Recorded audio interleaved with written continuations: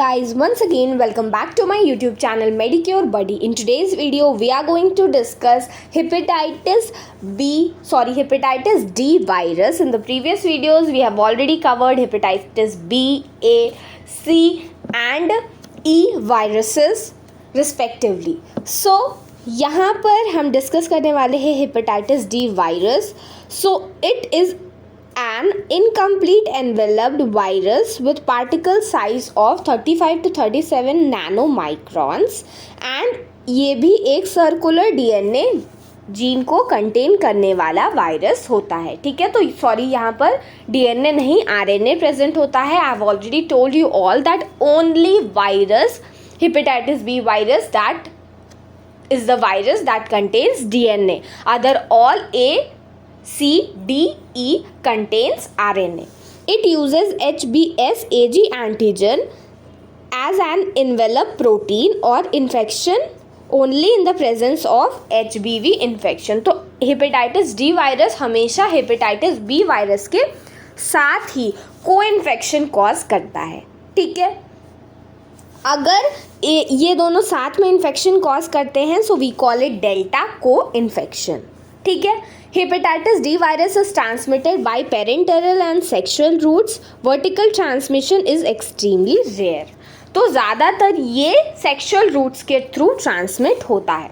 We have seen that hepatitis A and E virus are transmitted by fecal-oral route. We have seen that hepatitis B virus, hepatitis C virus and hepatitis D virus, they are transmitted by parenteral transmission. ठीक है, HDV co-infection has a good prognosis with 80 to 90% of patients showing complete recovery. तो 80 से 90% रोगों में complete recovery देखने को मिलती है. HDV super infection in a chronic HBV infected person is associated with increased rate of production to cirrhosis, decompensation, development of hepatocellular carcinoma and death. ठीक है, तो अगर किसी को क्रोनिक HBV है, ठीक है, HBV क्रोनिक कब होता है?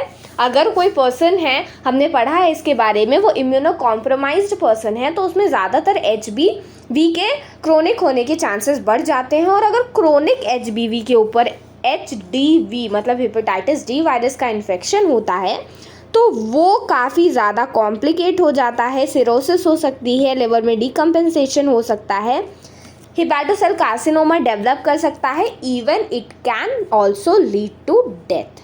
ठीक है, अब हम इसकी क्लिनिकल प्रेजेंटेशन की अगर बात करें सो यहाँ पर हमें it varies from asymptomatic carrier stage to acute hepatitis, fulminant hepatitis, cirrhosis, decompensation and hepatic cell carcinoma.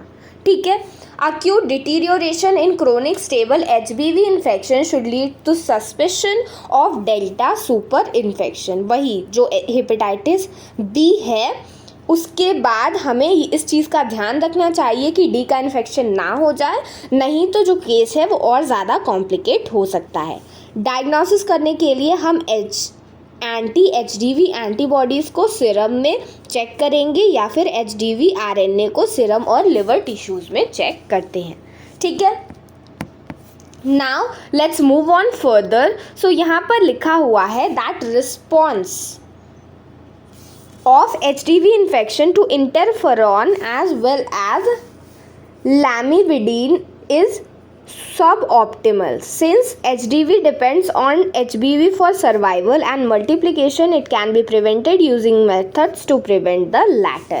मतलब क्योंकि हेपेटाइटिस डी वायरस पूरी तरीके से हेपेटाइटिस बी वायरस पे डिपेंडेंट है इन्फेक्शन करने के लिए, तो हम अगर हेपेटाइटिस बी वायरस का इन्फेक्शन को दूर कर देंगे ट्रीटमेंट के थ्रू तो हेपेटाइटिस डी जो है वो ऑलरेडी एलिमिनेट हो जाएगा. ठीक है, so friends, this is it about today's session in which we have discussed hepatitis D virus.